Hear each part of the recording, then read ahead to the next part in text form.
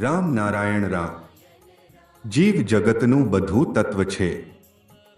જગત જ શાસ્ત્ર છે. શાસ્ત્ર અથવા તત્વ પ્રકૃતિના નિયમ મુજબ સ્વયંભૂ પ્રગટ થયેલા છે.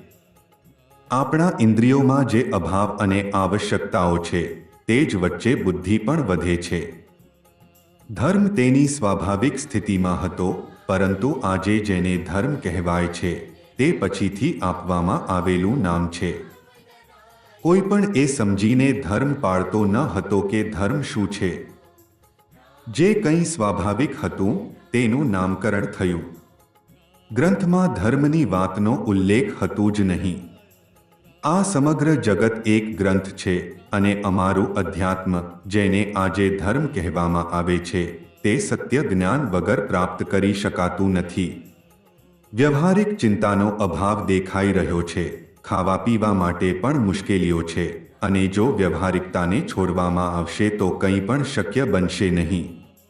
અમે આ સમસ્યાઓનો ઉકેલ કેવી રીતે શોધી શકીએ તે જોવું પડશે. આપણે આ મૂળભૂત વિચારોના ઉકેલ માટે પ્રયત્ન કરવા પડશે. અમે માત્ર ઈચ્છાઓને પૂર્ણ કરવા માટે આગળ વધી રહ્યા છીએ, પરંતુ અમારે વિચારવું જોઈએ આ ઈચ્છાઓ કેવી રીતે પૂર્ણ કરી શકાય. આ જ અમારે સમજવું અને અમલમાં મૂકવું છે. રામ નારાયણ રા.